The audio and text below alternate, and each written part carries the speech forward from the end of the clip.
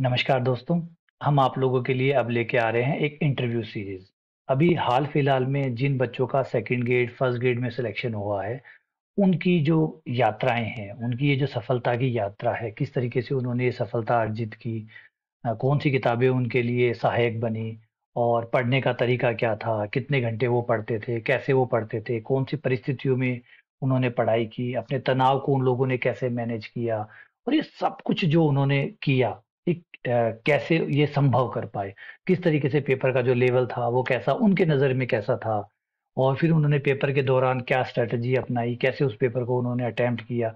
ये जो कहानियाँ हैं, ये जो उनकी तरीका था पढ़ने का, कितने घंटे वो नॉर्मली पढ़ा करते थे और मिनिमम कितना समय एक भर्ती परीक्षा को चाहिए। क्योंकि जो नया परीक्षार्थी है, जो अभी जस्ट इंटर कर रहा है, सेकंड ग्रेड, फर्स्ट ग्रेड के लिए मैथ्स के लिए जाना चाहता है, तो उसके लिए ये इंटरव्यू बहुत महत्वपूर्ण हो जाएँगे क्योंकि वो उन सफल व्यक्तियों से ज़रूर सुनना चाहेगा कि किस तरीके से उन्हें तैयारी करनी चाहिए और उस विद्यार्थी के लिए भी उतना ही महत्वपूर्ण हो जाता है जिस परीक्षार्थी ने एग्ज़ाम दिए थे विद्यार्थी ने, लेकिन किसी भी कारण से वो सफल नहीं हो पाया। वो भी ये ज़रूर देखना चाहता है, जानना चाहता है कि उसने क्या गलतियाँ की और एक सफल जो स्टूडेंट था उसने उन गलतियों को कैसे ओवरकम किया।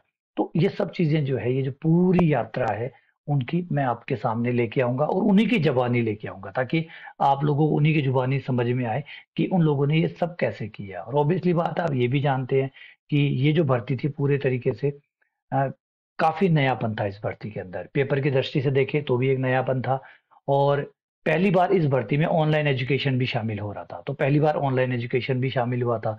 घर-घर एजुकेशन जा रही थी। यूट्यूब ने बहुत बड़ा रोल प्ले किया था। किसी को मिसगाइड भी किया, किसी को गाइड भी किया और काफ़ी लोगों को फ़ायदा भी पहुँचा। तो ये सब उन जो सफल हुए हैं, उनकी लाइफ़ में भी ये सब कुछ ये इसने भी रोल प्ले किया होगा। तो उन लोगों ने यूट्यूब को कैसे एक बढ़िया टूल के तौर पे यूज़ किया, कैसे उन्होंने मोबाइल डिस्ट्रैक्शन को साइड दरकिनार किया, कैसे वो बचे, कितने समय उन्होंने तैयारी की, उसमें वो कितने घंटे पढ़ते थे और पढ़ाई को कैसे करना चाहिए, किस तरीके से आपका जो सिलेक्शन माइंडसेट है वो क्या होता है। तो ऐसे ढेर सारे सवाल जो है वो नॉर्मल एक विद्यार्थी के दिमाग में चलते हैं। तो इन सवालों का जवाब जो है वो उससे बेहतर कौन दे सकता है जो अभी हाल-फिलहाल में सफल हुआ है। तो उसने वो सब चीज़ें की है तभी तो वो सफल हुआ है। तो चलिए उन्हीं की ज़ुबानी सुनते हैं, उन्हीं के मुँह से सुनते हैं कि क्या करना चाहिए, कैसे करना चाहिए और एक क्या राय है उनके जो सफल विद्यार्थी है वो जो नए स्टूडेंट हैं उनके लिए वो क्या राय देना चाहेंगे कि उन्हें कैसे तैयारी करनी चाहिए। तो ये सब पूरा इंटरव्यू जो है ये पूरी सीरीज़ में चलेगा और लगातार कोशिश करेंगे कि जो अलग-अलग कहानियाँ है सिलेक्शन की, किसी के तीनों में सिलेक्शन हुए हैं, third grade, second grade, first grade, कई स्टूडेंट के सेकंड और फर्स्ट ग्रेड में सिलेक्शन हुए हैं, कइयों के एसआई में, एसएससी में प्लस सेकंड ग्रेड में सिलेक्शन हुए हैं। तो ये जो और किसी का तैयारी करने का तरीका थोड़ा अलग था, किसी ने घर पे बैठ के तैयारी की, किसी ने सिर्फ़ अ, पूरी की पूरी जो तैयारी है वो कोचिंग के माध्यम से की। तो ये जो अलग-अलग कहानियाँ हैं, ये सारी कहानियाँ हम आप लोगों के लिए लेके आएँगे और ताकि आप लोगों को सही दिशा मिल सके। क्योंकि समय जो है नेट का है, काफ़ी सारा मिसगाइडेंस भी है, आप लोग अच्छे से जानते हैं। इस सारे मिसगाइडेंस के होने के बावजूद एक सही दिशा दिखाना आपको बहुत ज़रूरी है। तो ये हमारा इंटरव्यू सेशन जो भी चलेंगे, ये आपको सही दिशा दिखाने में मदद करेंगे। उम्मीद करता हूँ कि आप बहुत एन्जॉय करेंगे और हर सेशन जो है आपको कुछ न कुछ आपके समझ में कुछ न कुछ इज़ाफ़ा करेगा, ठीक है? चलिए सेशन को स्टार्ट करते हैं। आज का हमारा पहला सेशन जो है, वो मनप्रीत के साथ है। मनप्रीत जो है वो अ, उन्होंने जो अपनी तैयारी की, उनकी जो यात्रा थी, वो काफ़ी उतार-चढ़ाव वाली रही, काफ़ी मुश्किल रही।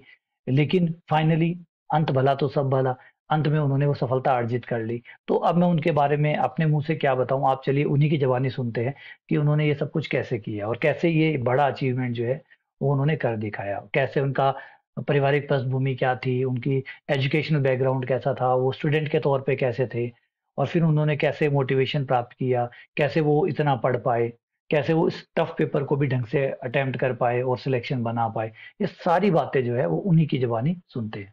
चलिए स्टार्ट करते हैं। तो मनप्रीत आपका बहुत-बहुत स्वागत है इस इंटरव्यू सेशन में और धन्यवाद। सबसे पहले आपको बहुत-बहुत बधाई इस सिलेक्शन के लिए। और ये जो सिलेक्शन था इस बार बहुत विपरीत परिस्थितियों में आया क्योंकि कंपटीशन बहुत टफ था, पेपर का लेवल अलग था, तो काफ़ी कुछ ये चुनौतीपूर्ण रहा होगा आपके लिए।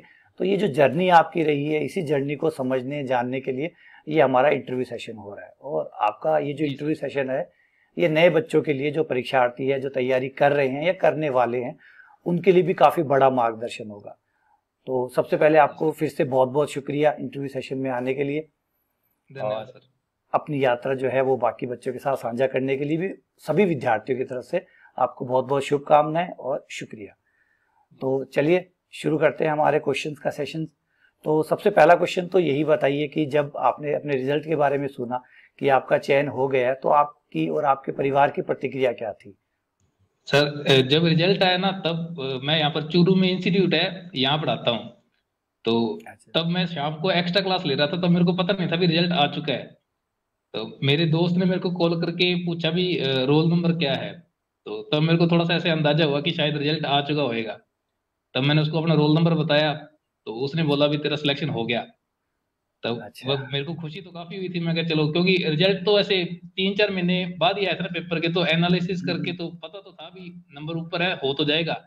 लेकिन वो थोड़ा सा रहता ही है कि भी हाँ, रोल नंबर लगा के चेक भी करें भी सही में हो गया क्या। और और जब तब घर वालों को पता लगा तब? भाई है मेरे घर पे, तो उनको बताया मैंने। उनको तो मैंने पहले ही कंफर्टेबल कर दिया था कि भाई अपना हो जाएगा। पर फिर बाद में खुशी तो होती है, उनको बताया तो वो काफी खुश हुए कि हाँ चलो बढ़िया है, मेहनत सफल होगी। हाँ, तो यही था, क्योंकि परिवार तो खुश होगा ही होगा जब हाँ जी, हाँ जी। परिवार का कोई सदस्य कुछ बड़ा करता है, कुछ बड़ा अचीव करता है। तो और राजकीय सेवा तो आज के टाइम में वैसे भी बड़ी सम्मानीय सेवा है। अगर परिवार से कोई सदस्य वहां जा रहा है तो ये तो एक गर्व का विषय है, पूरे परिवार, मोहल्ले, गांव सबके लिए ही होगा। हाँ शाबाशियां जी, हाँ जी। और बधाइयां तो आपको पूरे गांव से ही मिली होगी। चलो, आगे अगला क्वेश्चन है कि आपके एजुकेशन बैकग्राउंड के बारे में बताइए, क्योंकि हर परीक्षार्थी जब कोई सफल होता है तो उसके एजुकेशन बैकग्राउंड को भी देख के और कंपेयर करना चाहता है कि उसका कैसा है और वो जो सफल हुआ है उसका कैसा रहा था, ताकि वो थोड़ा मैच कर सके। हाँ तो सर, मेरी जो एजुकेशन है ना, वो सारी की सारी, जैसे मैं विजयनगर से हूँ। अच्छा तो अच्छा। मैंने 12th तक मैंने विजयनगर से ही किया था सारा का सारा। तो हम्म, 9th तक तो मैं इतना कोई सीरियस था नहीं पढ़ाई को लेकर। 9th तक तो खेलने में और ऐसे ही निकल जाता था टाइम।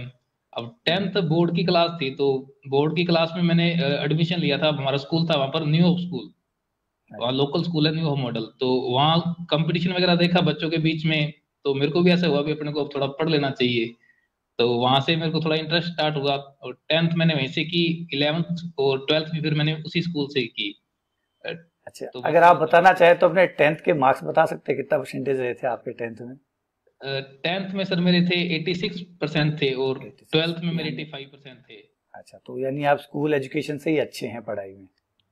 हाँ जी और सर, मैथ्स उसमें मैथ्स कैसी थी आपकी टेंथ और ट्वेल्थ में? मैं मैथ तो सर 10th तक तो अच्छी नहीं थी मेरी मैथ एकदम भी। क्योंकि वो दिक्कत आती थी मेरे को, क्योंकि 9th तक मैं पढ़ा ही नहीं हुआ था। और हम्म। मैथ मेरी वैसे ही थोड़ी वीक थी। मेरे को थोड़ा एसएसटी में ज्यादा इंटरेस्ट था वैसे उस टाइम पर तो, अच्छा 10th अच्छा। तक तो। पर हमारे सर होते थे सुखदेव सर, तो वो उनसे मैंने मैथ की, तो उन्होंने मेरे को एक्स्ट्रा टाइम देकर भी मेरे को मैथ करवाई। तो ऐसे मैं थोड़ा सर को इम्प्रेस करने के लिए ना मैथ डेली पढ़ के आता था, कि भी सर शाबाशी हम्म। देंगे ना, तो अच्छा लगता था। तो अच्छा अच्छा। उसमें मेरे को समझ थोड़ा कम आता था, लेकिन मेरे को इतना पता था भी बोर्ड में जो क्वेश्चन आएंगे वो इस बुक से ही आने हैं, तो इस बुक को 2-3 बार सोल्व कर लो बस। तो उस बुक को मैंने अच्छा, सोल्व कर लिया, मेरे मैथ में नंबर भी बन गए 94 एक 10th के अंदर तो तो। ये एसएसटी से ये गणित की तरफ आप कैसे गए? ये प्रेरणा का सोर्स कौन बना आपका? 10th के अंदर तो सुखदेव सर थे, मैथ के टीचर जो थे। हम्म। और 12th के अंदर सर वो अमित कामरा सर थे हमारे। तो उनको मैं देखकर ऐसे होता था भी, वो सर थोड़ा जैसे कंपटीशन भी था बच्चों के बीच में। तो उनमें मेरे को ऐसा होता था भी इनको थोड़ा पीछे करेंगे, तो सर थोड़ी ऐसे तारीफ वगैरह करते थे। तो उस टाइम इतना ही काफी होता था मेरे लिए तो। ये तो ये मैं बस तारीफ ऐसे जो है, ये मोटिवेशन बन गया आपके लिए। हाँ, बस वो ऐसे रहता था भी सर के सामने ऐसे दिखाएंगे सर को भी, हाँ आपका सब्जेक्ट पढ़ते हैं थोड़ा इस तरीके से। तो बस वो देख देख कर ही मोटिवेशन मिलता था। अच्छा अच्छा, एक अपनी बुक्स के बारे में बताइए कि नॉर्मली हर परीक्षार्थी जो तैयारी कर रहा है वो ये जरूर जानना चाहता है कि जो सफल हुआ है उसके पास कौन सी किताबें थी, वो किन किताबों से गुजरा था, किन किताबों से वो पढ़ता था या सीखता था। तो सब अपनी किताबों के बारे में और बताइए, सेकंड ग्रेड मैथ्स के लिए specially. Sir 11th 12th NCERT मेरे ढंग से कवर थी। और अच्छा जब मैं बीएससी सेकंड ईयर में था ना, तब से मैंने पढ़ाना स्टार्ट कर दिया। तो कि घर की फाइनेंशियल कंडीशन इसी हिसाब से थी हमारी। तो अच्छा। तो जो 11th 12th की एनसीईआरटी थी, तो वो मैंने पढ़ी और पढ़ाई। तो वो एनसीईआरटी वाले कॉन्सेप्ट मेरे लगभग क्लियर थे। बट अच्छा। वो उस लेवल के नहीं थे जो सेकंड ग्रेड में आते हैं, क्योंकि वो मैंने पेपर देख रखे थे। तो मेरे को पता था भी ये एनसीईआरटी से कोई मैक्सिमम 2 या 3 क्वेश्चन ही पेपर में आएंगे पूरे के पूरे, तो और बाकी क्वेश्चन नहीं आ सकते वहां से। और एक बेनिफिट मेरे को ये था भी, मैं 12th के बाद ना जेई की तैयारी करने चला गया था सीकर, सीएलसी अच्छा में। अच्छा अच्छा अच्छा, तो वो वहां वो मैंने वो आपके लिए, हाँ, क्योंकि ये होता ही है जब आप तैयारी पीछे से पहले कोई तैयारी की होती है तो वो आपका फाउंडेशन बहुत अच्छा हो जाता है। तो वहां मेरे को क्या कहते 3 सब्जेक्ट थे, तो मेरे को फिजिक्स समझ में नहीं आती थी, तो मैं अपना पूरा टाइम मैथ और केमिस्ट्री पढ़ने में लगाता था वहाँ।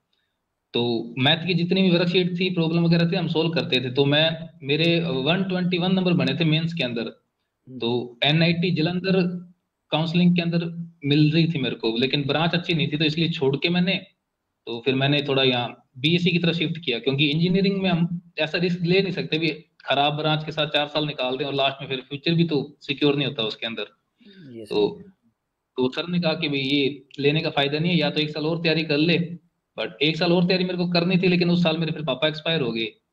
तो फिर हम मेरे को छोड़ के फिर वापस जो लोकल, वहाँ हमारे विजयनगर से थोड़ा 1 घंटे का रास्ता है, सूरतगढ़। तो वहाँ फिर मेरे को बीएससी में एडमिशन लेना पड़ा। तो पहले साल में तो चलो बीएससी कर ली, लेकिन सेकंड ईयर में तो ऐसा था भी अब पढ़ाना भी पड़ेगा साथ साथ में, ऐसे चलेगा नहीं काम। तो सेकंड ईयर से ही फिर मैं पढ़ाना स्टार्ट कर दिया, तो मैंने कॉलेज छोड़ दिया जाना, प्राइवेट। तो वहां पर फिर ऐसे था भी, फिजिक्स और केमिस्ट्री के लिए तो वो जैसे वो 1 वीक वगैरह आती है ना, उनसे पढ़कर निकाल लिया। लेकिन मैथ में मेरे को इंटरेस्ट थोड़ा ज्यादा था, तो वो गोकुरु की बुक्स होती है ना, नवकार पब्लिकेशन वाली, तो बिल्कुल। वो मैं बुक लेके आ जाता था लाइब्रेरी से। और उसको मैं यूट्यूब पे, आपकी वीडियो मैंने काफी टाइम पहले से देखनी शुरू की हुई है, तो यूट्यूब पे आपकी होगी या और टीचर की भी मैं सर्च कर लेता था। तो मोस्टली तो आपके ही थे जो भी। तो उस पे मैंने खुद से सोल्व किए सारे की सारी बुक्स वगैरह। तो बीएससी अच्छा, वाला बेस भी मेरा। तो नॉर्मली आपने एनसीईआरटी की बुक्स पढ़ी ट्वेल्थ के लिए, तो सेकंड ग्रेड के लिए, और नहीं नहीं, आरबीएससी की बुक्स पढ़ी थी क्या आपने पुरानी? मैं सर आपको सेकंड ग्रेड के लिए मैंने ये एनसीईआरटी को हाथ नहीं लगाया लास्ट में, जब प्रिपरेशन की टाइम था। ये तो मैं अपना वो बता रहा हूँ, जब मैं पढ़ाता था तब एनसीईआरटी पढ़ाता था। अच्छा अच्छा अच्छा अच्छा। तो जैसे अब बीएससी फाइनल ईयर कंप्लीट करके जब बीएड फर्स्ट ईयर मेरी कंप्लीट होगी ना, तब बीएड फर्स्ट ईयर कंप्लीट होने के बाद ही मैंने तैयारी स्टार्ट की थी, क्योंकि अभी मेरी अक्टूबर में बीएड कंप्लीट हुई है जस्ट। तो अच्छा अच्छा तब अच्छा। मेरे को तब मेरे को ऐसे था भी, नोटिफिकेशन जब भी आएगा ना, तो मैं स्कूल छोड़ के तैयारी पे लगूंगा पूरा साल, क्योंकि 1 साल तो कम से कम एक तैयारी को चाहिए ही होता है। और मैथ का तो सिलेबस भी बहुत बड़ा है इसके अंदर, और साथ में जीके भी था। हाँ, ये तो भी एक बहुत मार्च, ज़रूरी चीज़ है। आप स्टूडेंट्स को ये भी बताएं कि नॉर्मली बच्चे सोचते हैं कि 3 से 4 महीने या 6 महीने में तैयारी हो सकती है। क्या ये आपको लगता है कि 4 महीने या 6 महीने किसी तैयारी को, और खासकर सेकंड ग्रेड जैसी तैयारी को? सिलेबस तो फर्स्ट ग्रेड से भी ज्यादा है। तो बच्चे अगर चॉइस देते हैं ना बच्चे को भी, सेकंड ग्रेड की तैयारी करोगे या फिर फर्स्ट ग्रेड की तैयारी करोगे, तो बच्चा सिलेबस को देखता है, कहता है फर्स्ट ग्रेड की कर लेते हैं, ठीक है। क्योंकि सेकंड ग्रेड का सिलेबस वास्तव में बहुत ज्यादा है। और ऐसा भी नहीं है अभी सिलेबस ज्यादा है तो पेपर आसान आता है, सिलेबस भी ज्यादा है और पेपर भी ठीक ठाक लेवल का आता है। तो अच्छा। मेरे को पता था, मैंने अंदाजा लगा लिया था भी इसके अंदर अपने को टाइम तो चाहिए होगा कम से कम 8-10 महीने तो मान के चलो इसके अंदर, क्योंकि रिवाइज करने में भी 2-3 महीने लगते हैं अपने को। तो मार्च के अंदर वहाँ 12th के पेपर हो गए। जैसे ट्वेल्थ ट्वेल्थ का शेड्यूल है, अपने को पता लगे भी अब अपने पढ़ा तो सकते ही नहीं है, तो मैंने स्कूल छोड़ दिए थे वहां से। और तैयारी के लिए मेरे को ऐसे था भी थोड़ा सा, गाइड में थोड़ा कम ही था उस टाइम पे, मेरे को ऐसा था भी मैथ ही तो आ रही है, मैथ और जीके पढ़नी तो है, हो जाएगा। तो मैं थोड़ा यूट्यूब पे सर्च करने लग गया था भी, how to prepare second grade math, ऐसे। तो मेरे को उस साल के जो पिछले 1-2 साल के टॉपर्स थे ना, उनके वीडियो दिखे। तो पहले तो मेरा माइंड एकदम क्लियर चलता था भी, हाँ पढ़ना है कॉन्सेप्ट वाइज, पहले फॉर्मूले प्रूफ करने हैं, तो उसके बाद क्वेश्चन पे उसको अप्लाई करना है, क्योंकि फॉर्मूले ऐसे याद रहेंगे नहीं। तो लेकिन उन्होंने बोल दिया भाई सेकंड ग्रेड है, 30-40 क्वेश्चन तो ऐसे होने चाहिए जो अपने को याद होने चाहिए, सीधा टिक लगाने चाहिए अपने को। तो रटो रटो रटो याद कर लो, एनसीईआरटी वाले ऐसे याद कर दो, बीएसए वाले ऐसे याद कर दो। तो मैं शुरुआत में जब तैयारी करने बैठा, तो मैथ के मैं क्वेश्चन ही याद करने बैठ जाता था। मैं कहा चलो ये 10 एक क्वेश्चन तो सीधे याद कर लेते हैं। तो उससे क्या हो गया भाई, वो कॉन्फिडेंस नहीं बनता जब तक प्रैक्टिस नहीं करते मैथ के अंदर। तो क्वेश्चन तो चलो याद हो रहे थे 2-4 जो होते हैं, लेकिन वो कॉन्फिडेंस उतना नहीं बूस्ट हो रहा था मेरे को, जो अपने को होना चाहिए ना भी। दिन में जब अपनी पूरी पढ़ाई 10 एक घंटे पढ़ लेते हैं, तो एक कॉन्फिडेंस आता है लास्ट में कि हाँ भाई ठीक बन गई बात आज तो। वो नहीं हो रहा था मेरे साथ। तो उस चक्कर में मेरे को क्या हो गया, 15-20 दिन मेरे खराब हो गई शुरुआत में। जब बंदा तेज भागता है ना, उस टाइम तो मेरे वो 15-20 दिन ही खराब हो गए सीधे। तो फिर उस टाइम ऐसे चल रहा था भी, सितंबर में पेपर हो जाएंगे, जब नोटिफिकेशन आया था ना तब ऐसे चल रहा था भी फर्स्ट ग्रेड से पहले सेकंड ग्रेड का पेपर हो जाएगा। तब मेरे को और थोड़ा ऐसे हो गया, मैं कह रहे भाई टाइम तो और काफी कम हो गया, मैंने खराब भी कर लिया, स्कूल भी छोड़ दिया और पढ़ाई भी नहीं हो रही। तो मैं काफी ऐसे थोड़ा सा डीमोटिवेट हो गया। फिर मेरे को किसी ने बोल दिया भी घर पे रह के तैयारी नहीं होती। तो फिर मैंने सूरतगढ़ चला गया मैं वहां। तो मैं क्या वहां जाके तैयारी करेंगे, तो वहां जाके भी नहीं हुई मेरे से तैयारी। तो फिर वापस मैं घर पे आया। तो तब तक तो काफी मेरा दिमाग मतलब खराब हो गया था, ऐसे लगा लो डिप्रेशन में चला गया था मैं, मेरे से किताब तक ही नहीं उठाई जा रही थी।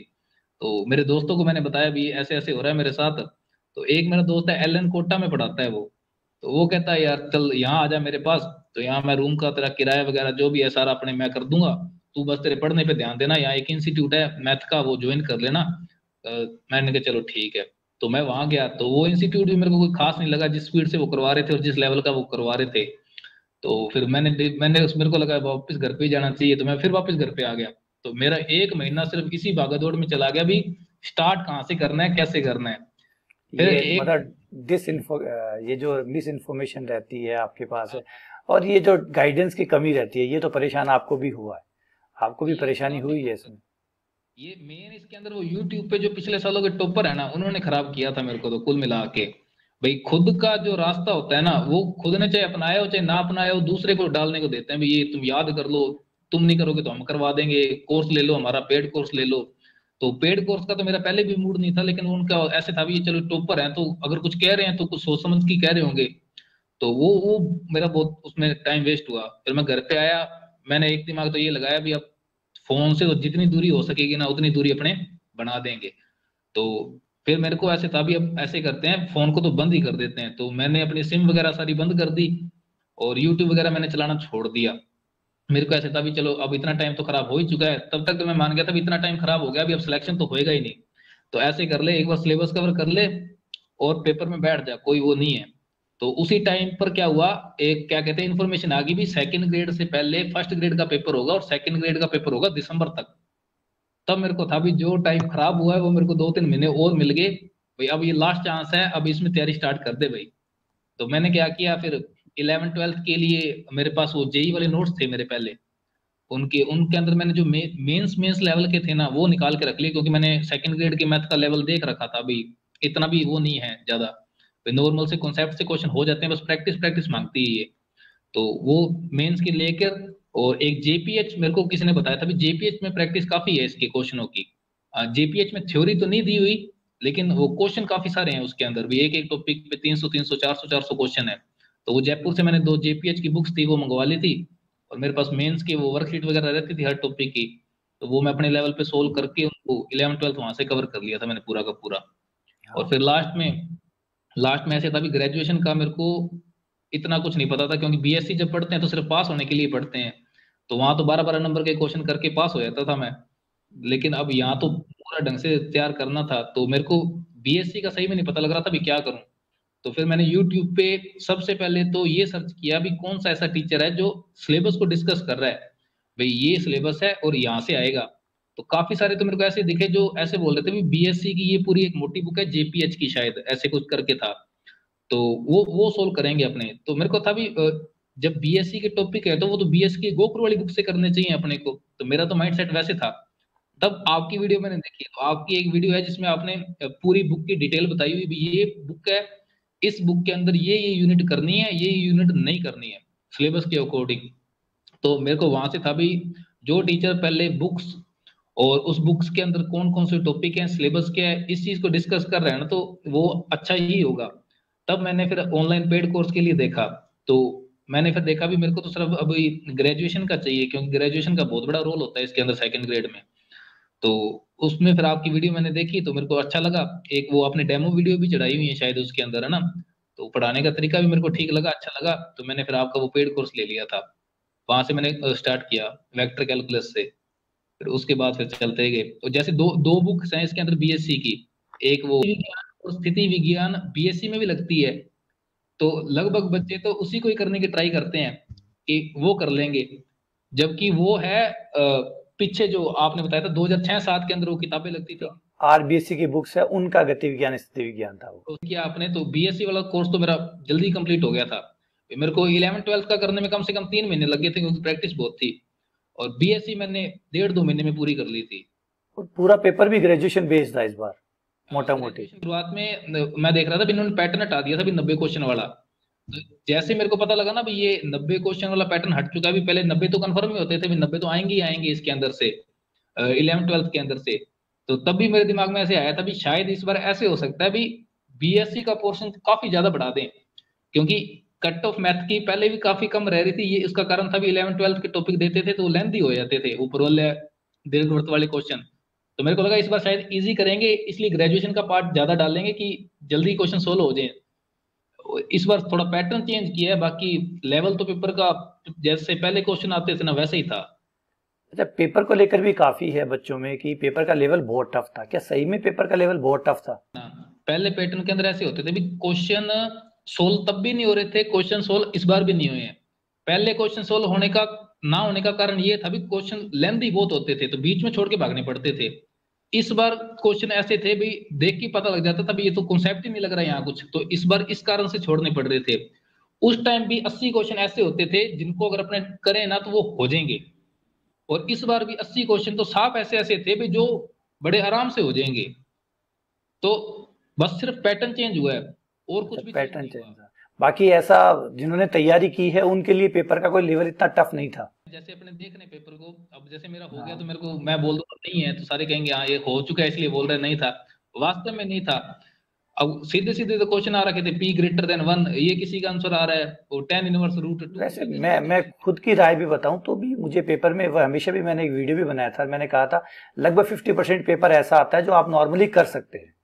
कोई पेपर बनाने वाला ऐसा कोई पेपर नहीं बनाता जो सारा का सारा ही एकदम चैलेंज करने वाला हो, क्योंकि अगर ऐसा होगा तो कोई भी 40% पार नहीं कर पाएगा। नहीं होगा। जबकि प्रबल दीर्घवर्त यहाँ से तो क्वेश्चन दिए ही नहीं, तो लेंथ तो इन्होंने कम की है क्वेश्चन पेपर की। इन्होंने टाइम बचाने का ही तरीका रखा है, जैसे वो एक क्वेश्चन कॉन्सेप्चुअल क्वेश्चन ज्यादा आगे जिसमें दिमाग ज्यादा लग रहा था, ना कि अच्छा, फॉर्मूले लग रहे थे। एक शॉर्ट ट्रिक वर्सेस कंसेप्ट का चलता है, short trick short trick short trick, क्या लगता है ये शॉर्ट ट्रिक्स काम करी इस बार पेपर में? यहाँ नहीं काम करती, जहाँ जहाँ पर 11th 12th और ये ग्रेजुएशन का पोर्शन होता है ना, यहाँ ट्रिके फेल है सर। ज्यादा ज्यादा बच्चे जो मिस गाइड हुए हैं वो इस बार शॉर्ट ट्रिक की वजह से हुए हैं, वो शॉर्ट ट्रिक ढूंढ रहे थे। तो समझ में नहीं आता भी शॉर्ट ट्रिक क्या। मैं तो ये सलाह भी प्रैक्टिस करो ज्यादा से ज्यादा, भाई अगर एक क्वेश्चन सोल्व कर लिया उसको 3-4 बार और करो तो पता लग जाएगा भी इतनी कैलकुलेशन तो दिमाग में करनी है, तो वो शॉर्ट उसको शॉर्ट मेथड बोल दो भी। लेंथ को कम करने का तरीका है भी प्रैक्टिस ज्यादा करो। शॉर्ट ट्रिक तो ऐसे पेपरों में जिसमें कॉन्सेप्ट लगते हैं ना तो उसमें फेल होती है शॉर्ट ट्रिक। बिल्कुल। कॉन्सेप्चुअली करना चाहिए मैथ को। अच्छा, पेपर के बारे में थोड़ा सा, पेपर के बारे में और बता दीजिए कि पेपर को अटेम्प्ट कैसे किया आपने? पेपर का पहला क्वेश्चन दूसरा क्वेश्चन देख के तो ऐसा लग रहा था कि बहुत टफ है, क्योंकि शुरुआती क्वेश्चनों को तो एकदम बम्बार्डिंग सा कर दिया था, टफ टफ टफ थे। तो क्या आपने उस समय अपने आप को कैसे तनाव से मुक्त रखा, कैसे आप काम रहे कि भाई हाँ आराम से कर ले, हो जाएगा, मेरा टेंशन मत करो, हो जाएगा? जब घर से निकला था ना तो मैंने ये सोचा था भी मैथ का पेपर करना है तो दिमाग लगाना नहीं, पेन उठाना है, जो क्वेश्चन हो रहा है कर दो, नहीं हो रहा आगे चलो, कर दो आगे चलो, बस इतना। ज्यादा नहीं देखना भी क्वेश्चन कौन सा हार्ड है कौन सा, ज्यादा दिमाग नहीं लगाना पेपर में जाके।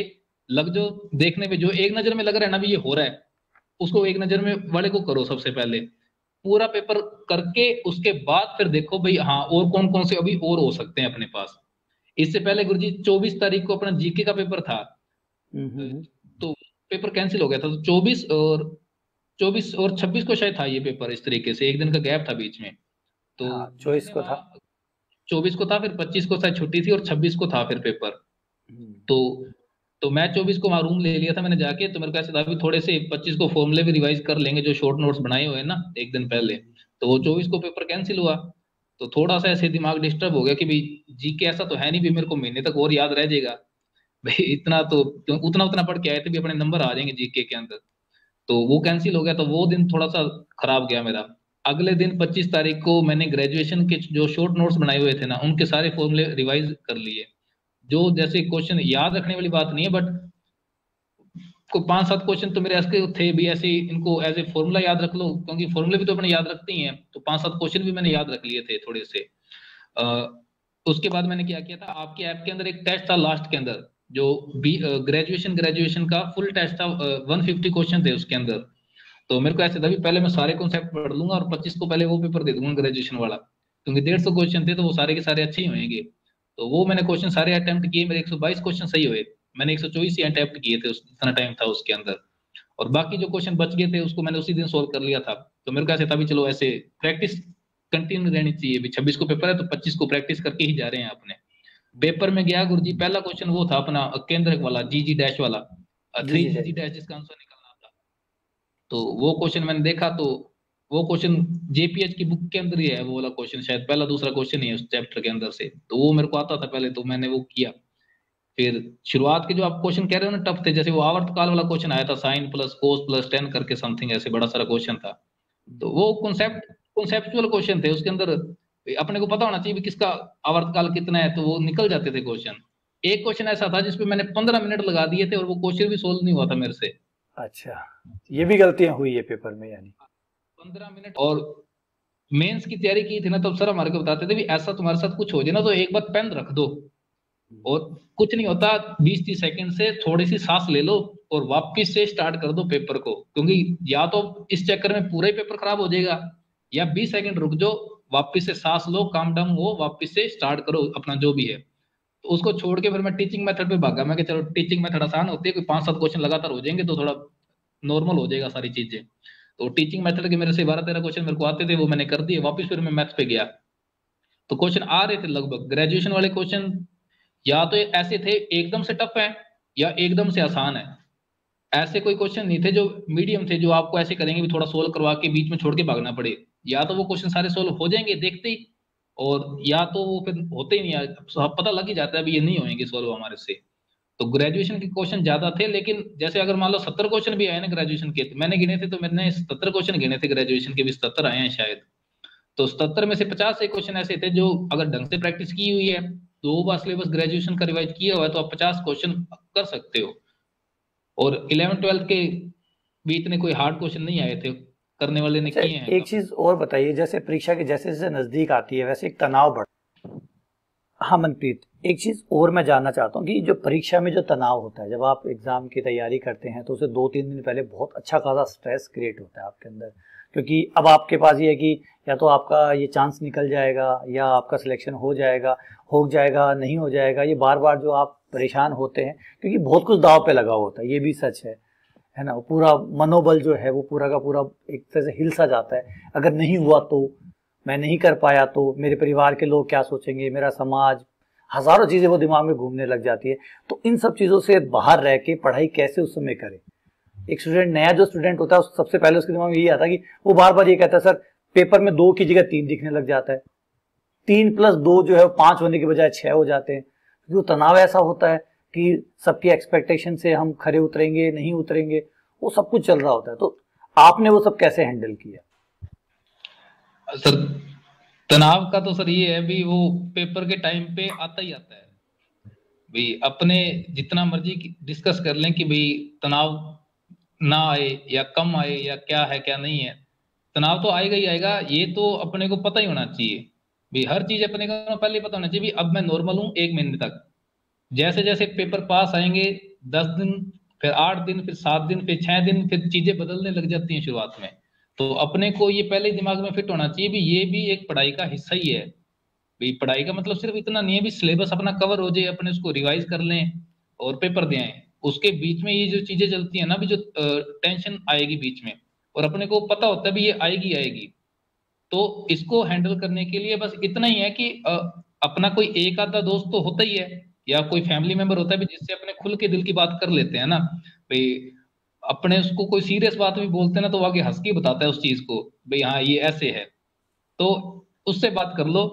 और कुछ ऐसे भी अपने को पता होते हैं भी इनसे बात करेंगे ना तो ये नाम ही जवाब देता है, ये नेगेटिव बंदा ही है, तो उनसे तो दूर रहो जितना रह सकते हो, भी ज्यादा लोगों से बात मत करो। पेपर की लोकेशन पे पहुंच जाओ 1-2 दिन पहले, भाई जो नर्वसनेस है वो निकल जाएगी, भी अपने ज्यादा से ज्यादा होते भी सेंटर कहाँ है, रोल नंबर कहाँ लगेंगे, तो उस जगह को देख के आ जाओ, उसके पास जगह ले लो, तो फ्रेंडली हो जाता है 1 आधे दिन में। और अपने दोस्त से, किसी अच्छे दोस्त से बात करो, और उससे मजाक वाली बात करो, पेपर से रिलेटेड बात मत करो उससे, भाई कल पेपर आए, इतने क्वेश्चन आएंगे, क्या होएगा क्या नहीं होएगा, उससे बस मजाक में उड़ा दो किसी चीज को, जो भी है कि भाई कल पेपर है, और फिर उसके बाद फ्री हो जाएंगे, तेरे पास घूमने आएंगे, जो भी है नहीं है, भाई मन की बातें करो अच्छे ढंग से, यही हो सकता है, इसके अलावा तो कोई दूसरा तरीका है नहीं। वो तो अच्छा, जब आप तक भी कुछ। ये फिर इसी बात पे क्वेश्चन और बन जाता है कि आपका भी फ्रेंड सर्कल होगा और आपके एग्जैक्टली। फ्रेंड्स भी पॉजिटिव फ्रेंड्स भी रहे होंगे जिनके बारे में भी आप बता रहे हैं। तो आप ये जो श्रेय, सफलता का जो श्रेय है, वो क्या कोई दोस्त है आपका जो खास है जिसने इस यात्रा में आपकी बहुत मदद की और उसकी वजह से आपका तनाव भी कम रहा और आपने अच्छे से तैयारी कर पाए? जब भी आप स्ट्रेस में आए आपने उनको कॉल किया, बात की? जी सर। अब सिलेक्शन होने के बाद तो क्या कहते हैं, श्रेय अपने देते हैं टीचर्स को, माँ बाप को, है ना। हाँ, लेकिन ये हाँ मैं, नॉर्मली यही होता है। ये तो है ही है, पर मैं जो फ्रेंडली बात करता हूँ, जो मेरे को ऐसे लगता है भी, जो मेरा सिलेक्शन हुआ है ना, तो मेरा एक दोस्त है विक्रम। हम साथ ही पढ़े हुए हैं, हम 10th से दोस्त बने थे, 10th 11th 12th, और फिर बाद में जेई की तैयारी करने भी साथ में गए थे। तो उसका एमएनआईटी जयपुर में सिलेक्शन हुआ था, अभी वो कर्नाटक में एचपीसीएल कंपनी में है। तो जब मैंने मार्च में स्कूल छोड़ दिया था ना, तो तब मेरे पास सेविंग इतनी थी कि 2-3 महीने ज्यादा से ज्यादा सरवाइव कर लूंगा मैं। और क्योंकि घर पे कमाने वाला भी मैं ही था, तो इस बात की मेरे को काफी टेंशन हो गई थी भी 2 महीने बाद क्या करेंगे। और बाद में मेरे को ये पता लगा भी ऑनलाइन कोर्स भी लेने हैं, किताबें भी परचेज करनी है, लाइब्रेरी वगैरह भी है, ये भी है। तो मेरे को पता लगा भी ये तो 1 महीने का ही है जो भी है। तो काफी टेंशन हुई मेरे को। तो वो अभी कर्नाटक में था, तो बात हमारी वैसे फोन पे ही होती थी कोई एक आधी बार। शेड्यूल भी उसका बिजी था, तो मैं काफी टेंशन में आ गया। तो मेरे दोस्तों ने उसको बताया भी वो ऐसे इस बात की टेंशन ले रहा है अभी, रुपए का क्या होगा क्या नहीं होगा। तो उसने मेरे को कॉल किया, उसने मेरे को कहा भाई तू इस बात की टेंशन ले रहा है तो ये मेरे को पहले बताता। तो उसने मेरे को बताया भी मैं तेरे को हर महीने 30,000 रुपये 40,000 रुपये जो तेरा ऑनलाइन कोर्स है वो भेजूंगा, जब तक तेरे पेपर नहीं हो जाते और तेरा सिलेक्शन नहीं हो जाता लास्ट तक। तब और वो दिन था, और जनवरी तक का दिन था, तब से लेकर मेरी हेल्प की है उसने भी, मार्च से लेकर जनवरी तक। तो अच्छा अच्छा। बस मेरे को एक इसी बात की टेंशन थी, मेरे को इस बात की टेंशन नहीं थी भी सिलेबस मेरे से कवर नहीं होगा या मेरा सिलेक्शन नहीं होगा। मेरे को पता था भी सिलेबस मैंने देख रखा है, कवर भी कर दूंगा, रिवाइज भी कर दूंगा, सिलेक्शन भी हो जाएगा। लेकिन बीच में जो टेंशन थी ना मेन, वो उस बंदे ने ले ली मेरी। तो मैं तो अपना 100 का 100% जो सिलेक्शन हुआ है ना, तो मैं तो उसको ही दूंगा। ना मम्मी को दूंगा, ना भाई को दूंगा, ना किसी रिश्तेदार को दूंगा। तो मैं उसको ही बिल्कुल देना बिल्कुल, चाहता हूँ इतना मेन इतना चीज। सहयोग करने वाला अगर मित्र है, दोस्त है अपने पास में, तो काफी रास्ता आसान हो जाता है। तो श्रेय बिल्कुल जाता है उनको और हमारी तरफ से भी उनको बहुत बहुत धन्यवाद। आपकी यात्रा में वो इतना सहयोग उन्होंने दिया और आज आप सफल हो पाए हैं, तो हमारी तरफ से भी उनको बहुत बहुत धन्यवाद। और चलिए आगे बढ़ते हैं। तो इसमें अभी जो ये जो एग्ज़ाम हुआ था, ये एग्ज़ाम पूरी तरीके से ऑनलाइन बेस्ड था क्योंकि ऑनलाइन एजुकेशन आ चुका था। ऑफलाइन एजुकेशन की जगह पूरा का पूरा यूट्यूब पे बहुत सारे यूट्यूबर पढ़ाने लग गए थे। कुल मिला के एकदम से एजुकेशन खुल सा गया था।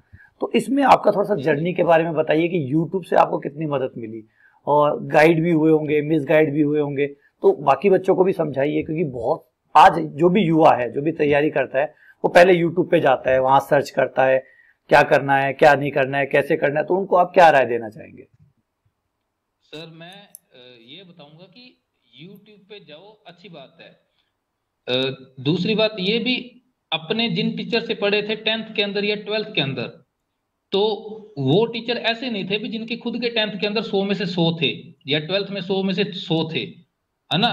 तो टीचर टॉपर बना देता है, ऐसा नहीं भी अगर टीचर टॉपर है तभी उसको पढ़ाना आता होगा और वो टॉप करवा देगा अपने को, है ना। तो मैं जिन टीचर से पढ़ा था तो उनके 56 67 ये नंबर थे मैथ के अंदर, और उन्होंने हमारे 94 98, कईयों के तो 100 में से 100 ये भी दिलाए हैं।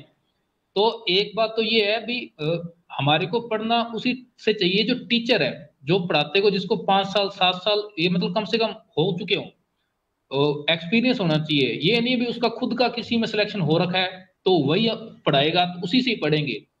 जैसे जो बच्चा टॉप करता है, या जिसका जैसे मान लो मेरा सिलेक्शन हो गया, मेरे जैसे काफी और का हो गया, तो हमारे ऐसे जोश रहता है हमारे अंदर भी, हम अब क्या करेंगे भी, डिजिटल बोर्ड लेकर आएंगे और यूट्यूब पे पढ़ाना स्टार्ट कर देंगे। और मोस्टली बच्चे यही देखते हैं भी अच्छा इसका हो रखा है, इसको रास्ता पता है, तो ये हमारे को बता देगा, तो हम भी सिलेक्ट हो जाएंगे। और जबकि जो टॉपर होता है वो खुद तो अच्छे अच्छे टीचरों से पढ़कर आगे आया होता है। तो हमारे को एक चीज तो ये ध्यान में रखनी है, जो नया नया भी सिलेक्ट हुआ है या फिर मान लो कभी उसने टॉप कर रखा है, तो ये जरूरी नहीं है कि वो तुम्हारे को सिलेक्ट करवा ही देगा। और उनसे तो बच के रहना कम से कम, चाहे उसकी पहली रैंक है चाहे उसकी लास्ट रैंक है। तो हमारे को उनसे नहीं पढ़ना है कम से कम, ये तो थोड़ा सा ध्यान रखें। जो टीचर पहले से पढ़ा रहे हैं, अब उनसे ही पढ़ो भाई। उनसे ही होएगा सिलेक्शन, क्योंकि टीचर टॉप करवा सकता है खुद ने, चाहे टॉप किया हो चाहे ना किया हो, मैं तो ये मानता हूँ। और मैं शुरुआत में मिस गाइड ही यूट्यूब से हुआ था, मेरा जो 1 महीना खराब हुआ है ना, तो नाम तो मैं उसका क्या लूं, अ, नाम तो नहीं लेंगे अपने, पर उसने मेरे को मिस नहीं गाइड नहीं। किया टिका के। दो थे, एक लड़का टॉपर था और एक लड़की टॉपर थी। तो दोनों की मैं वीडियो देखता था, दोनों एक ही बात बोलते थे भी रट लो रट लो रट लो, 20 50 100 क्वेश्चन तो तुम्हारे को याद नहीं होने चाहिए कम से कम। और क्योंकि वो ऐसा इसलिए बोलते हैं भी उनको जब बोर्ड पे वो करवाए ना, तो उनको ज्यादा समझाना ना पड़े, जहां समझाने की बारी आए वो कहे भी इसको रट लो, उनका काम आसान हो जाए, इसलिए वो बोल देते हैं इसको रट लो, शॉर्ट ट्रिक यूज कर लो। और शॉर्ट ट्रिक तो चाहे तुम आज यूज करो चाहे कल यूज करो, पेपर में तो तुम्हारे से यूज होएगी नहीं, और पेपर में शॉर्ट ट्रिक कभी आएगी नहीं। तो ये तो खुद को ही पता है भी शॉर्ट ट्रिक का तो कोई होता ही नहीं ना कामयाब होने का। शॉर्ट मेथड बोल सकते हो कि भाई ये मेथड थोड़ा बड़ा है, ये मेथड थोड़ा छोटा है, तो शॉर्ट मेथड से कर सकते हैं। शॉर्ट ट्रिक नहीं हो सकती, शॉर्ट मेथड जरूर होते हैं।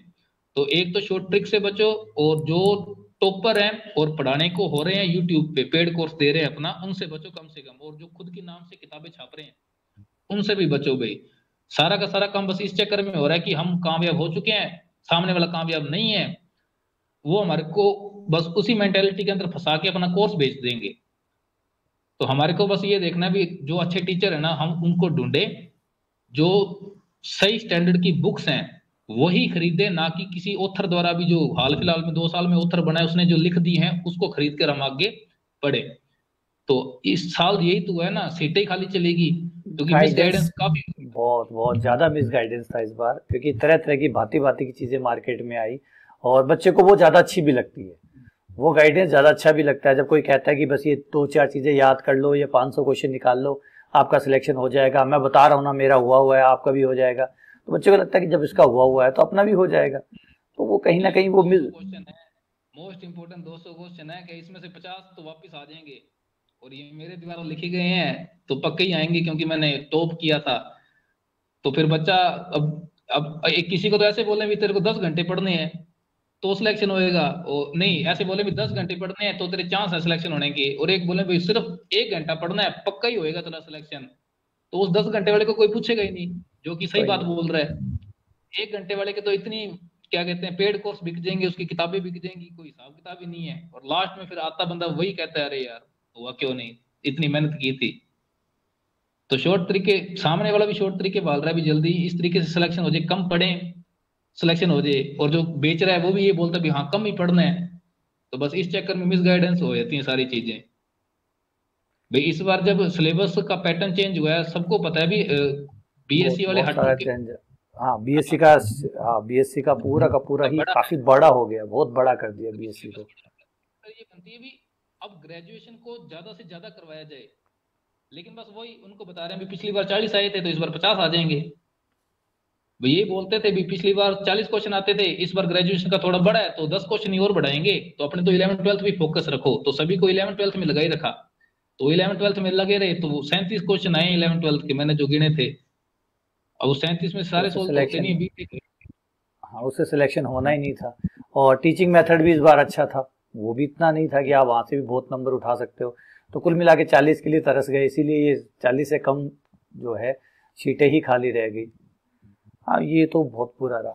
अच्छा आप अपने थोड़ी सी शेड्यूल के बारे में बताइए कि एक नॉर्मली बच्चा सोचता है कि जिसका सिलेक्शन होता है वो बहुत पढ़ता है, बहुत ज़्यादा पढ़ता है। उन्हें ऐसे लगता है कि जैसे वो सोते ही नहीं है, बस वो पढ़ते ही रहते हैं। तो आप औसतन पर प्रतिदिन कितने घंटे पढ़ते थे, और उसमें से गणित का भाग कितना रहता था? सर सेकंड ग्रेड मैथ के लिए तो पढ़ना ही पड़ता है, क्योंकि मैथ आपका टाइम लेके जाती है काफी सारा दिन का। भाई हम्म। अगर अपने जीके वगैरह पढ़ते हैं तो कोई ऐसे है भी चलो 2 3 घंटे नोट्स बनाने में लगे और 2 3 घंटे रिवाइज करने में लगे, मैथ को तो टाइम अपने को देना ही पड़ता है। तो मेरा तो शेड्यूल ये था भी मैंने जैसे मैं 7 बजे लाइब्रेरी सोचता था भी मैं 7 बजे से जाया करूँ, हमारी लाइब्रेरी 7 बजे खुलती थी वहाँ लोकली। अच्छा। तो पर मैं 8 बजे जाता था आराम से नाश्ता वगैरह करके ना ढंग से, कि भी भूख ना लगे कोई 5 6 घंटे तो कम से कम। तो हम्म। मैं 8 बजे से लेकर 2 बजे तक, क्योंकि सुबह फ्रेश माइंड होता था तो मैं अपना जीके पढ़ता होता था, क्योंकि मेरे को पता था भी दोपहर का जो टाइम होएगा ना उसमें दिमाग याद करने वाली क्षमता कम हो जाती है। याद करने की क्षमता कम हो जाएगी। मैं क्या जो सुबह का फ्रेश टाइम है उसमें मैं अपना जीके निकालूंगा, 2 बजे तक मैं जीके निकालता था। फिर मैं लाइब्रेरी मेरे घर से 5 मिनट का रास्ता है, मतलब अगर बाइक पे जाते हैं तो मैं ऐसे ट्राई करता था भी 2:30 बजे तक मैं रोटी खा लूं घर पे जाके। तो मैं 2:30 बजे तक रोटी खा के सो जाता था, और फिर मैं 4 बजे वापस जाता था लाइब्रेरी। तो सोचता था भी 4 बजे जाऊंगा, लेकिन मेरे को डेली 4:30 बज जाते थे। मैं 2 घंटे की नींद तो लेते ही लेता था कम से कम दोपहर में। तो फिर वो 4:30 में जाके तो फिर मैथ पढ़नी स्टार्ट करता था। तो मैं 5 घंटे शुरुआत में मैथ पढ़ता था, और 9:30 फ्री होके मैं 10 बजे घर पे आ जाता था। रोटी राटी खा के मैं 10:15 10:20 तक सो जाता था फिर, और सुबह मैं 7 बजे तक उठता होता था आराम से। अच्छा, यानी 10 से 11 घंटा की लगभग पढ़ाई एन एन एवरेज रहती थी आपकी। और नींद भी इतनी लेता था मैं, जितना पढ़ता था मैं सोचता था भी नींद भी उतनी ही लूं। अगर 10 घंटे पढ़ रहा हूँ तो 10 घंटे में सो भी लूं। अच्छा, पढ़ना और सोना दो ही चल रहा था फिलहाल 1 साल तक तो। मैंने अपने जो रिश्तेदार वगैरह थे ना, तो उनके घर पे मैंने कॉल कर दिए थे। जो मेरे को पता लग जाता था भी ये आ सकते हैं हमारे घर पे, तो उनको मैंने बोल दिया था तभी दिसंबर तक तो आना मत, कम से कम। उसके बाद मैं खुद ही आ जाऊंगा आपके पास, कोई दिक्कत नहीं है। और मेरा जो सिलेक्शन फ्रेंड लेके। सर्कल था, हाँ, फ्रेंड सर्कल जो भी था वो मैंने एकदम कट कर दिया था। स्कूल में मैंने, जो मेरे दोस्त वगैरह थे तो उनके पास सिर्फ मेरे नंबर थे, तो मैंने सिम वगैरह भी बंद कर दी थी। तो बस मेरा ये रहता था भी घर से लाइब्रेरी और लाइब्रेरी से घर, जो भी टाइम मेरे पास बचेगा या तो उसको मैं खाने पीने में निकाल दूंगा या मैं सोने में निकाल दूंगा। तो फोन नहीं चलाऊंगा बिल्कुल भी। तो मैंने फोन नहीं चलाया था गुरुजी को, ये है। कितने टाइम तक आप फोन से दूर रहे थे लगभग? मेरे सर सुबह जैसे 2 घंटे ऑनलाइन क्लास होती थी, मैंने कोई कोर्स ले रखा था। तो उसमें 2 घंटे की क्लास होती थी एक, और 1 घंटे की क्लास होती थी 3 घंटे। वो मैं 3 घंटे क्लास लेकर वो फोन को एयरप्लेन मोड पे डाल के बैग में डाल देता था सिर्फ दिन के अंदर। तो ये मैंने सिर्फ जीके को कवर करने के लिए ये किया था। तो उसके बाद फिर बस इसके अलावा कुछ भी नहीं था उसके अंदर, सिर्फ मैं ये कोर्स के लिए पढ़ता था 3 घंटे फोन। और दिन के सुबह सुबह 3 घंटे वो नोट्स बनाने में निकल जाते थे। उसको मैं 3 घंटे उसमें रिवाइज में लगा देता था, क्योंकि जीके याद कम होती थी पर मैं उसको बार बार पढ़ता था। उसके बाद फिर दोपहर में वो 11 12 शुरुआत में मैंने कवर किया, तो उसमें जेपीएच और जो मेरे पास प्रैक्टिस शीट थी, क्योंकि थ्योरी मेरे को आती थी बढ़िया, मतलब ठीक लेवल से, थ्योरी कवर नहीं की मैंने ज्यादा। तो वो पहले कॉन्सेप्ट क्लियर थे, तो मैं प्रैक्टिस में टाइम लगा देता था कम से कम जितना भी लग सके ना। तो बस ये था। और फोन का ये था भी फिर, आपका जो ग्रेजुएशन का कोर्स लिया वो मैंने 1.5 महीने में कंप्लीट कर लिया। और उसके बाद आपने कोई टेस्ट सीरीज भी स्टार्ट की थी उसके अंदर। तो टेस्ट सीरीज का मेरे पास ये था भी, 11 12 की मैंने टेस्ट सीरीज ले ली थी आपकी। ग्रेजुएशन का कोर्स तो लिया ही लिया था, और 11 12 की टेस्ट सीरीज भी ले ली थी मैंने आपसे। अच्छा तो अच्छा। फिर बाद में टेस्ट के लिए और ऑनलाइन क्लास के लिए बस इतने ही मैं फोन चलाता था। उसके अलावा मैं किसी का व्हाट्सएप पे स्टेटस वगैरह भी नहीं देखता था। ये मैंने दिमाग में फिट किया था, मेरे को था भी बस 7 8 महीने तो अपने को डिसिप्लिन रखना है ना, उसके बाद तो फिर फोन है और अपने हैं, बस यही तो काम है। जी। हाँ सही है, कुछ तो त्याग करना ही पड़ता है। हाँ जी। सफलता त्याग मांगती है, तो मोबाइल का त्याग तो सबसे पहला त्याग है। अगर आपको सफलता अब चाहिए तो मोबाइल का त्याग तो आपको सबसे पहले करना ही पड़ेगा, क्योंकि वो सबसे बड़ा डिस्ट्रैक्शन है। अपने फ्री बैठते हैं ना 1 घंटा या 2 घंटे, तो अपने को लगता है फोन चला लें। उससे दिमाग थकता है, और जो चीजें याद की होती है ना वो भूलनी शुरू हो जाती हैं। क्योंकि दिमाग की भी एक मेमोरी होती है भी, इतनी चीजें याद रहेंगी। तो मैंने फिक्स कर लिया था भी, पढ़ाई के अलावा दिमाग में कोई दूसरी चीज जानी नहीं चाहिए कम से कम। तो इसलिए मैंने फोन चलाना बंद कर दिया था। बस ये था इसके अंदर ठीक है, तो। अब एक चीज और बता दीजिए कि जो नए परीक्षार्थी है जो तैयारी करने के लिए आ रहे हैं सेकंड ग्रेड की, क्योंकि आगामी भर्ती आने वाली है फर्स्ट ग्रेड के लिए, तो उसके लिए आप एकदम किसी भी नए स्टूडेंट को शुरू से पढ़ने के लिए क्या राय देंगे कि उसे कैसे शुरू करना चाहिए, कैसे कैसे पढ़ना चाहिए, किन चीज़ों से दूर रहना चाहिए, तो सारी चीज़ें जिससे वो सफल हो सके, उसको एक पूरे को एक शॉर्ट में आप समझा दीजिए, हाँ, लास्ट मैसेज के तौर पे आपकी तरफ से। नए बच्चे जो भी तैयारी करने आ रहे हैं ना, सबसे पहले तो वो देखें सिलेबस। वो एनसीईआरटी 11 12 की देखकर ये ना सोचें कि भी सेकंड ग्रेड आप क्लियर कर लोगे। सबसे पहले तो खुद का अपने को पता होना चाहिए भी मेरे से ये पेपर निकल सकता है, कॉन्फिडेंस आ रहा है कि नहीं आ रहा सिलेबस को देखकर। भाई अगर तो कॉन्फिडेंस आ रहा है तब तो उसकी तरफ जाओ। सबसे पहले तो ये पता होना चाहिए भी कर सकता हूँ कि नहीं कर सकता हूँ, पहले तो इस चीज का जवाब लो भाई हाँ कर सकता हूँ। उसके बाद आगे के स्टेप है कि सबसे पहले अच्छे से थ्योरी कवर करनी है आपको। अगर आपको ऐसे लग रहा है भी आप सेल्फ कर सकते हो तो सेल्फ करो। ऐसे लग रहा है भी पढ़ाई छोड़ दे, क्योंकि मैथ कई बार ऐसे होता है छोड़ी हुई है अपने को, तो अगर आपको ऐसे लग रहा है भी 2 3 साल हो गए मैथ की को, तो आप ऐसे करो, अच्छे टीचर का कोर्स लो। जिसका सिलेक्शन नहीं हो रखा हो चाहे कोई दिक्कत नहीं है, बट उसको खुद को आना चाहिए। और ऐसा कोर्स मत लेना जो टॉप कर रखा है और जो मोटिवेट ज्यादा करता है पढ़ाता कम है। भाई घंटे घंटे की वीडियो देखकर किसी की मोटिवेट होकर उसका कोर्स ले रहे हो ना, तो खराब हो रहे हो कम से कम। तो मैं तो आपको यही राय दूंगा कि अच्छे टीचर का कोर्स लो। हो सके तो अमित सर का ही कोर्स ले लेना भाई, क्योंकि मैं झूठ नहीं बोलता, सही बताता हूँ आपको। मैं बीएससी का अगर कोर्स मेरे को पता होता ना भी इतने अच्छे से मिल सकता है, तो मैं 11th-12th का भी ले लेता शुरुआत में, क्योंकि मेरे को शुरुआत में ऐसे था भी 11th-12th कोई इतने ढंग से एक्सप्लेन करेगा नहीं, तो इसलिए मैंने नहीं लिया था। तो ग्रेजुएशन कर लिया तो मेरे को पता लगा भी हाँ भाई कोई टीचर है जो अच्छे से करवा भी सकता है। तो कोर्स लें, थ्योरी अच्छे से कवर करें, थ्योरी करने के बाद थोड़ा-सा कॉन्फिडेंस अगर आपको बूस्ट करना है तो 11th-12th की एक बार एनसीईआरटी निकाल लें, क्योंकि मन में थोड़ा शक रहता है भी हाँ, नहीं ये तो करनी चाहिए, तो वो एक बार कर लें। तो आपको पता लग जाएगा भी हाँ, ठीक है, थोड़ी प्रैक्टिस हो जाएगी। उसके बाद लेवल बूस्ट करें अपना धीरे-धीरे।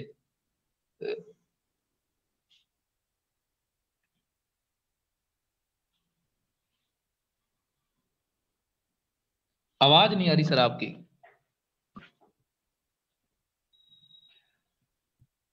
हेलो?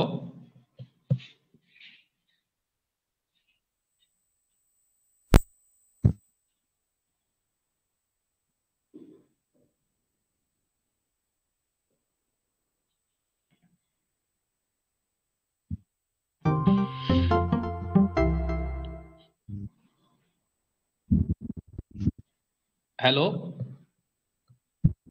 हाँ, अब आ रही है सर आवाज़, बीच में कट गई थी।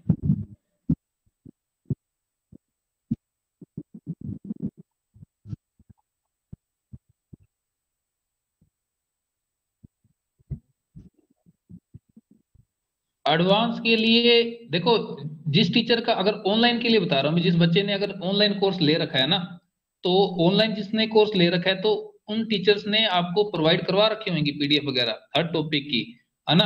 क्योंकि बुक्स में क्या होता है अभी, थ्योरी दी होती है और थोड़े कई बार प्रैक्टिस भी कम दी होती है, और अगर प्रैक्टिस दी होती है तो टॉपिक वाइज प्रैक्टिस नहीं दी होती है अपने को, तो वो मिक्स क्वेश्चन दिए होते हैं।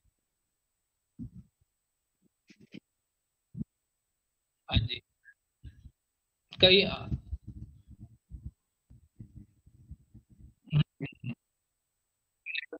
नहीं। हाँ, हाँ, ये तो है। अब वही चीज है ना भी अपने क्या कहते हैं, जैसे जेपीएच है, अगर आप अपन ये मान ले भी जेपीएच लेके आ रहा है कोई बच्चा, तो जेपीएच में काफी सारे लेवल हैं, A B C D E F G S तक लेवल हैं। तो उसमें मेरे हिसाब से सर बच्चे को दो ही सोल्व करने चाहिए। एक जो शुरुआत में सिंगल करेक्ट क्वेश्चन दे रखे हैं जो 300-400 क्वेश्चन होते हैं, वो बच्चा कर से क्वेश्चन, और एक जो इंटीजर टाइप क्वेश्चन है ना वो कर ले, क्योंकि वो क्वेश्चन इसी तरीके से डिजाइन होते हैं, सिर्फ उनका एक ही आंसर आएगा और आराम से हो जाएंगे वो क्वेश्चन, मतलब ज्यादा कॉन्सेप्ट नहीं लगेंगे उसके अंदर। तो सिर्फ अपने को, हाँ भी इंटीजर टाइप करोगे तो वो भी सिंगल करेक्ट वाले क्वेश्चन है, और शुरुआत में जो क्वेश्चन स्टार्ट होते हैं वो भी सिंगल करेक्ट वाले हैं। उसके अलावा मेरे हिसाब से तो कोई भी क्वेश्चन टच नहीं करना चाहिए अपने को। तो जेपीएस से अगर करना चाहो तो अब ये कर सकते हो, और जेपीएस में काफी सारी प्रैक्टिस है, बट प्रैक्टिस के नाम पे ऐसे नहीं भी, टॉपर्स को देखते हैं तो बोलते हैं मैंने पूरी जेपीएस सोल्व की है। तो वो आप ऐसे करना भी, एडवांस जहां लिखा हुआ है ना जेई एडवांस वाले क्वेश्चन, तो वो दे देना, सोल्व नहीं होंगे उनसे। तो ऐसे किसी के कहने पे आप मत जाना भी जेपीएस पूरी सोल्व करनी पड़ती है, सिर्फ शुरुआत वाले क्वेश्चन और इंटीजर टाइप जो क्वेश्चन है उनको सोल्व करो, बार बार उनको ही सोल्व करो, बस काफी इनफ है, इतना सेकंड ग्रेड का इतना ही लेवल है और इतना ही आएगा उसके अंदर से। हाँ जी, इतना काफी। ग्रेजुएशन के लिए सर आपने बताई थी ना जो अपना बीएससी में पढ़ते भी हैं, नवकार की है, नवकार पब्लिकेशन की, डॉक्टर गोखरू वाली। हाँ, गोखरू वाली वो छोटी छोटी किताबें आती है, वो लेके आओ। उनको जो उनके पीछे अंदर जितने क्वेश्चन है उनके भी देख लो, जो ज्यादा लंबे हो रहे हैं उनको छोड़ दो, जो सोल्व कर रखे हैं वो करो, और छोटे छोटे क्वेश्चन है जो सही तरीके से हो रहे हैं, जल्दी हो रहे हैं, उनको सोल्व कर लो, है ना? जो जैसे कई बार ऐसा होता है ना भी 1 से लेकर 20 क्वेश्चन है तो 1 से 5 बड़े आराम से हो जाते हैं, फिर नीचे वाले तो 2-2 3-3 पेज के चलने लग जाते हैं, तो उनको छोड़ दो, कोई दिक्कत नहीं है। और उनके पीछे जो एमसीक्यू दिए हुए हैं उन एमसीक्यू को बार बार सोल्व कर लो। इतना करने के बाद अगर आपको फिर भी लगे ना भी ग्रेजुएशन के अंदर और पढ़ना है हमारे को, तो प्रीवियस ईयर के क्वेश्चन और लगा लो, बस इनफ है, काफी है।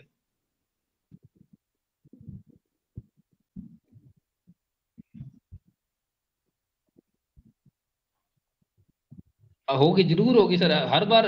बाकी ऐसा पेपर आने से फायदा भी होता है, भी आपको पता लगता है भी सिर्फ 60 ही तो क्वेश्चन सही करने हैं भाई, अपने को की तो तैयारी करनी नहीं है। अब एक तो माइंड सेट ये क्लियर हो ही चुका है ना भी, सिर्फ अगर 40% लेते हो तो भी सिलेक्शन मिलेगा अपने को। तो कई बार ऐसे होता है भी मेरिट पहले था ना 250 नंबर लेने हैं, तो दिमाग में चलता था 250 लेने हैं। अब लोगों को कैसे हो गया भी 200 तो बनाओ पहले, तो एक्टिविटी आ रही है कुल मिला के भी 200 अब अपने 200 के जाएंगे तो 250 भी बन जाते हैं। ये उल्टा चलता है काम। 40 बन तो सिलेक्शन हो जाएगा तो दिमाग में स्ट्रेस भी कम रहता है। और 40 का अपने उल्टा सोचते हैं ना, कहते हैं 90 का सोचेंगे तो 80 बनते हैं। मैं ये मानता हूँ भी अगर अपने 80 का सोचते हैं ना तो टेंशन थोड़ी कम रहती है और अपनी परफॉर्मेंस और अच्छी आ जाती है, तो अपने आप 90 में कन्वर्ट हो जाते हैं। बस ये है। तो मैं ये सोच रहा हूँ भी जैसे मेरा ये शुरुआत से ही था। अब जैसे जेई मेंस की मैंने जब तैयारी की थी ना, तब मेरे को ऐसे था, मैथ मैंने कर तो ली थी लेकिन मेरे को ऐसे था भी वो मैं मेंस लेवल तक पहुंच गया था। मेंस लेवल के मेरे से क्वेश्चन तब होने लग गए थे और एडवांस के मेरे से टच नहीं होते थे वहां भी। अगर 20 क्वेश्चन है तो एक भी नहीं होता था मेरे से कुल मिला के, ये था। तो तब मेरे को ऐसे लगता था भी जो मेरा एजुकेशन बैकग्राउंड है ना उस कारण से मेरे से एडवांस के क्वेश्चन नहीं हो रहे, क्योंकि बेसिक ही नहीं किया हुआ, सिर्फ 11 12 तो पढ़ के आए थे वो भी भूल चुके थे। तो अब मैंने ऐसे अभी मैं कोई अच्छा जो बड़ा इंस्टीट्यूट है कोई तो उसका ऑनलाइन कोर्स लूंगा 11 12 फाउंडेशन का। और वहां से जितने भी मैथ है ना जो जीरो से वो स्टार्ट करवाएंगे और एडवांस लेवल तक लेके जाएंगे, जितनी भी शीटें वगैरह होंगी मैं वापस सारी की सारी सोल्व करूंगा भाई, जिससे मेरे को, क्योंकि सेकंड ग्रेड मैंने कर लिया लेकिन मेरे को पता है भी वो वाली मैथ नहीं हो पाई है, ये तो सिर्फ कंपटीशन फाइट हो जाए ऐसी मैथ पढ़ ली, फॉर्मूले याद कर लिए, क्वेश्चन कर लिए, लेकिन एक्सप्लेन करना, फॉर्मूले को प्रूफ करना, ये नहीं हो पाया इस वाले के अंदर। तो मेरे को अभी वो कोर्स लेकर 1 साल ढंग से वापस मैथ करूंगा पूरी की पूरी एडवांस लेवल तक की भाई, जिससे मेरे को ऐसे हो भी हाँ मैथ कर ली, ये अब तो टेंशन में की थी, अब थोड़ा फ्री माइंड होके करेंगे। और साथ में एमएससी करेंगे और फर्स्ट ग्रेड के लिए देखेंगे। फर्स्ट ग्रेड तो नहीं करना चाहूंगा मैं, अब सीधा आरएस की तैयारी करूंगा भाई। या सर मेरे को सही में ना ग्रेजुएशन लेवल पे बहुत ही अच्छे तरीके से गाइड किया आपने भी। मेरे को मेन दिक्कत यही आ रही थी भी सिलेबस क्या है, कवर कहाँ से करना है भी। बीएससी तो कहीं से भी कर सकते हैं ना, कितनी सारी किताबें हैं। तो मेरे को उस दिन एक वीडियो मिली थी आपकी 8 मिनट की है, शायद वो 12 मिनट की वीडियो है, जिसमें आपने सिर्फ बुक्स बुक्स के अंदर कौन से टॉपिक करने हैं और किस तरीके से कवर करना है हमारे को, और कौन सी बुक से अपने को करना है, ये इनफ हो जाएगा ग्रेजुएशन के लिए। वो किया ना तो 1.5 महीने के अंदर अंदर मेरी ग्रेजुएशन कंप्लीट हो गई, जिससे मेरे को मल्टीपल टाइम का रिवीजन का टाइम भी मिल गया मेरे को। तो और ग्रेजुएशन के क्वेश्चन मेरे ज्यादा सही हैं रेदर देन 11 12 और मेथड के। ये सर मेरा पहला ही था, मेरी अभी इसी अक्टूबर में बीएड कंप्लीट हुई है। तो है सर, ये मेरे को पता था ना भी मेरे से सिर्फ होगा ही ये पेपर, क्योंकि जैसे ही मैंने बीएससी की थी ना तो मैंने ये देखा था भी सेंटर लेवल पर कंपटीशन की तैयारी करनी है या फिर स्टेट लेवल पर करनी है। तो मेरे दो जो क्या कहते हैं सब्जेक्ट है ना वो मेरे को शुरुआत से ही पसंद नहीं थे, एक तो हिंदी और एक इंग्लिश। तो मेरी हिंदी ग्रामर होगी और मात्रा वगैरह वैसे भी, और इंग्लिश ग्रामर मेरी बहुत ही बेकार थी। तो मैंने सेंटर लेवल पे जितने भी पेपर देखे तो उनमें इंग्लिश आ रही है और काफी बढ़िया लेवल पे आ रही है, जैसे बैंक और एसएससी पे। तो मेरे को पता लग गया भी ये तो मेरे से होंगे नहीं। तो वो मैंने दिमाग से पहले निकाल दिए। फिर मैंने देखा स्टेट लेवल पे कौन से हैं। तो स्टेट लेवल पे एसआई था पहला पेपर, तो उसमें तो पहला पेपर ही हिंदी का होता था। और पटवारी है उसमें भी हिंदी और इंग्लिश दोनों आ रही हैं। और इसी तरीके से मैंने लगभग जो पेपर देखे ना सभी में हिंदी इंग्लिश ग्रामर ही आ रही है काफी सारी। तो लास्ट में मेरे पास सिर्फ एक बचा, रीट और सेकंड ग्रेड। रीट में भी देखा मैंने भी, इसमें भी हिंदी इंग्लिश आ रही है और पंजाबी भी आ रही है, लैंग्वेज सब्जेक्ट है तो नहीं होगा। सेकंड ग्रेड सिर्फ एक ऐसा था भी जिसमें प्योर मैथ थी और प्योर जीके थी। तो मेरे को पता लग गया था अगर कोई कंपटीशन जल्दी में फाइट कर सकता हूँ ना तो सिर्फ ये सेकंड ग्रेड मैथ वाला ही कर सकता हूँ। तो मैंने को मेरा पता था भी मेरे से ये हो सकता है, इसलिए मैं इसकी तरफ गया। तो मैं भटका नहीं भी, बीच में रीट आ गई तो रीट पे लग जाऊं, इधर आ गया तो इधर लग जाऊं, तो मेरे को पता था भी यही हो सकता है। और जब मैं सेकंड ग्रेड की तैयारी कर रहा था तब मेरा रेलवे एनटीपीसी का फर्स्ट पेपर मेरा क्लियर था। सेकंड पेपर सिर्फ रह गया था, सेकंड करना था, तो मैं वो सेकंड पेपर देने ही नहीं गया था। मेरे को पता था सेकंड पेपर देने जाऊंगा मेरे 4 5 दिन निकल जाएंगे, सेकंड ग्रेड अभी तैयारी स्टार्ट ही की है, तो वो मैं पेपर देने ही नहीं गया था। मेरे को इतना कॉन्फिडेंस था भी ये पेपर निकल जाएगा। तो अपने को सिलेबस देखकर पता होना चाहिए भी मेरे से हो सकेगा या फिर नहीं हो सकेगा, तभी उस चीज में हाथ डालना चाहिए। और किसी के कहने पर अगर अपने कोर्स ही चेंज कर रहे हैं भी, मैं रीट आसान है रीट कर ले, और मैं रीट की तरफ जा, खुद पे कॉन्फिडेंस नहीं है तो फिर कुछ नहीं हो सकता। खुद पे कॉन्फिडेंस होना चाहिए कुल मिला के। और किसी के कहने पे कुछ भी नहीं करना चाहिए अपने को, जरूर सिलेक्शन होता है।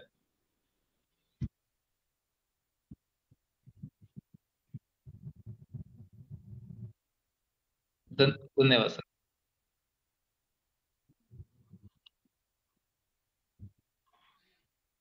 जी धन्यवाद सर।